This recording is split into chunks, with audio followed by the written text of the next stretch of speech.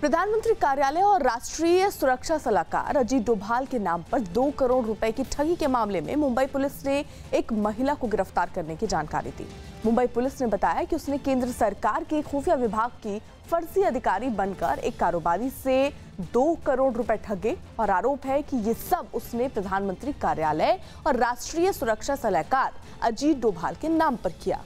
Police के मुताबिक महिला ने कारोबारी को ये कहा था कि उसे उसके पैसे प्रधानमंत्री कार्यालय की तरफ से दिए जाएंगे। इसके लिए उसने फर्जी अकाउंट बनाकर कारोबारी को कई बार ईमेल भी भेजे।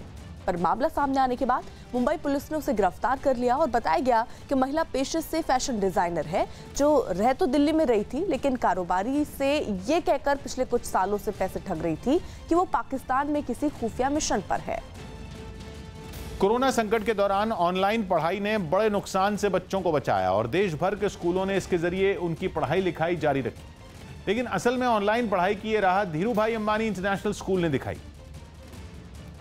और इसी राह पर चलकर देश के अलग अलग शहरों के स्कूलों ने ऑनलाइन क्लास शुरू की। स्कूलों में पहुंचे बिना ही बच्चों की पढ़ाई चलती रही। ऑनलाइन क्लास के जरिए केवल पढ़ाई ही नहीं, स्कूलों ने बच्चों को योगासन भी सिखाए। यहाँ तक कि डांस की क्लास भी इंटरनेट के जरिए ही चलती रही। 1 2 3 4 यानी स्कूल पहुंचकर जो कुछ हुआ करता था वो सब घर बैठे ही होने लगा। अब स्कूल के टीचर पहुंच गए हैं स्टूडेंट्स के घर और ऑनलाइन क्लासेस के जरिए पढ़ाई हो रही है, यानी कि सब कुछ डिजिटल हो गया है। दिल्ली और मुंबई समेत देश के ज्यादातर शहरों में स्कूलों ने बच्चों के लिए इसी तरह के इंतजाम किए। लेकिन पढ़ाई में हुई इस डिजिटल क्रांति की शुरुआत धीरूभाई अंबानी इंटरनेशनल स्कूल से हुई, जहां सबसे पहले ऑनलाइन क्लास शुरू करने का फैसला इसलिए हुआ ताकि पढ़ाई के साथ कोई समझौता ना हो।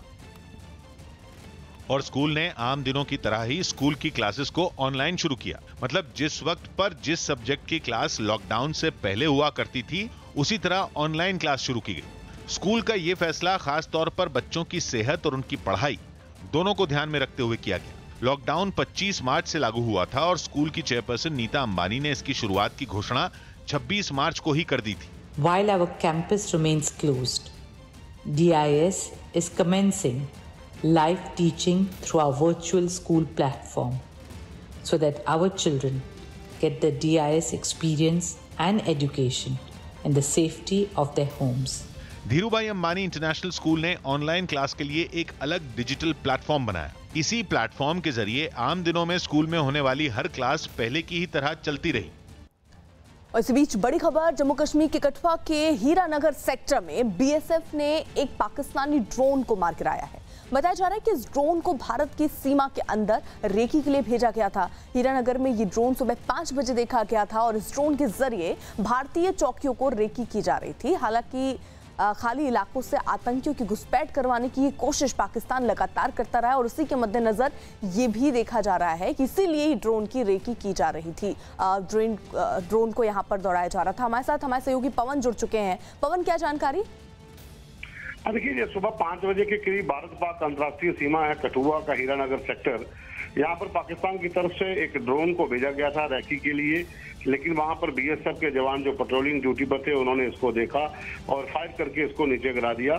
अभी जांच की जा रही है कि ड्रोन के साथ क्या कैमरे लगे हुए थे या फिर कुछ क्या और चिप्स हैं, उसकी जांच अभी की जा रही है। लेकिन माना जा रहा है कि रैकी के लिए इस ड्रोन को भेजा गया था, जो हीरानगर सेक्टर का रठुआ इलाका पड़ता है, उस इलाके में इस ड्रोन को सुबह मार गिराया गया था।